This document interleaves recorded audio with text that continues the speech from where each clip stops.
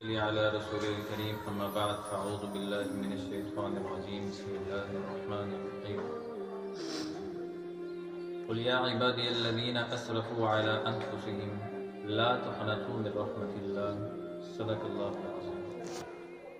میرے واجب الاحترام سامعین، میں نے آپ کے سامنے قرآن کریم کی ایک آیت تلاوت کی اور اس آیت کو تلاوت کرنے کا مقصد یہ تھا تاکہ آپ نا امیدی سے بچیں کہ انسان کو کبھی بھی کسی حال میں بھی نا امید نہیں ہونا چاہیے۔ آپ کو ایک واقعہ سنانا چاہتا ہوں، لیکن وہ واقعہ کسی مسلمان کا نہیں سنا رہا۔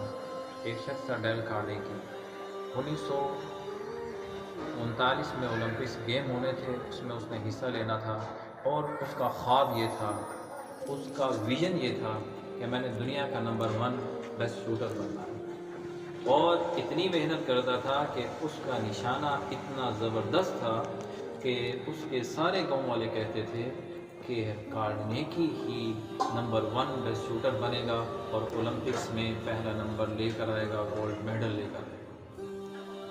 اب ایک شخص کا ویژن تھا کہ میں نمبر 1 بیسٹ شوٹر بننا چاہتا ہوں، اور اس نے اس ویژن کو حاصل کرنے کے لیے محنت کی، اسٹریٹجک تیار کی اور اس پر پورا اترا۔ اب اپنے ہدف کے قریب پہنچ گیا۔ 1939 میں اولمپکس گیم ہونے تھے، اس میں اس نے جا کر مقابلہ کرنا تھا اور گولڈ میڈل لے کر آنا تھا، لیکن اس سے کچھ عرصہ پہلے وہ آرمی کے ساتھ ٹریننگ کر رہا تھا۔ اس کے ہاتھ میں جس سے وہ شوٹ کیا کرتا تھا ایک گرینڈ بم پھٹ گیا، جس سے اس کا ہاتھ ضائع ہوا۔ اب وہ شخص کمرے میں بند ہو کر روتا تھا اور چیخیں مارا کرتا تھا کہ ایک شخص کا ویژن ٹوٹ گیا، اس نے جو اپنی زندگی کا مقصد بنایا ہوا تھا وہ خراب ہو گیا، ختم ہو گیا۔ جس ہاتھ سے شوٹ کیا کرتا تھا وہ ہاتھ ہی ضائع ہو گیا۔ تو وہ وہاں پہ چیخیں مارتا تھا، روتا تھا اور کمرے میں رہتا تھا، باہر نہیں نکلتا تھا۔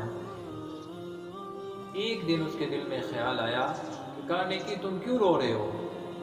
تم اس چیز پر رو رہے ہو جو تمہارے پاس نہیں ہے، اس چیز پر کیوں نہیں محنت کرتے ہو جو تمہارے پاس موجود ہے؟ تو ہم لوگ بھی نا امید ہوتے ہیں حالات کو دیکھ کر، حالات کی وجہ سے، اپنے اعمال کی وجہ سے، اور نا امید ہو کر ہم اس کام سے پیچھے ہٹ جاتے ہیں، اور جو چیزیں ہمارے پاس بچی ہوتی ہیں ان پر محنت کر کے آگے نہیں بڑھتے۔ لیکن کارنیگی نے ایسا نہیں کیا، اس نے اپنے بائیں ہاتھ پر محنت کی اور بائیں ہاتھ سے شوٹ کرنا شروع کیا اور اس کی ٹریننگ شروع کر دی، اور 1939 کا جو اولمپکس تھا جنگ کی وجہ سے وہ معطل ہو گیا۔ پھر 1944 کے اولمپکس گیم وہ بھی معطل ہو گئے۔ 1948 میں اولمپکس ہوا اور اس اولمپکس میں ڈیل کارنیگی گیا، اور اس نے وہاں پر جا کر جب پہنچا تو اس کے دوستوں نے پوچھا کارنیگی تم کیوں آئے ہو؟ ہماری حوصلہ افزائی کرنے آئے ہو؟ اس نے کہا حوصلہ افزائی کے لیے نہیں آیا بلکہ تمہارے ساتھ مقابلہ کرنے آیا۔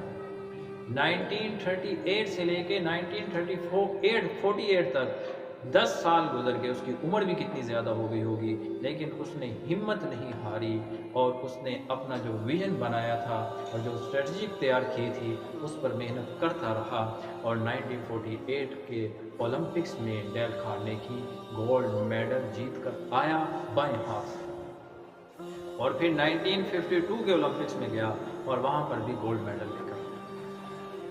تو میں آپ کو یہ کہنا چاہتا ہوں کہ اپنی زندگی کا ایک مقصد بنائیں، ایک ویژن بنائیں، پھر اس ویژن کے لیے ایک اسٹریٹجک تیار کریں اور پھر اس اسٹریٹجک کے لیے محنت کریں، انشاءاللہ آپ اپنے مقصد کو حاصل کر لیں گے۔ آخر دعوانا الحمدللہ رب العالمین۔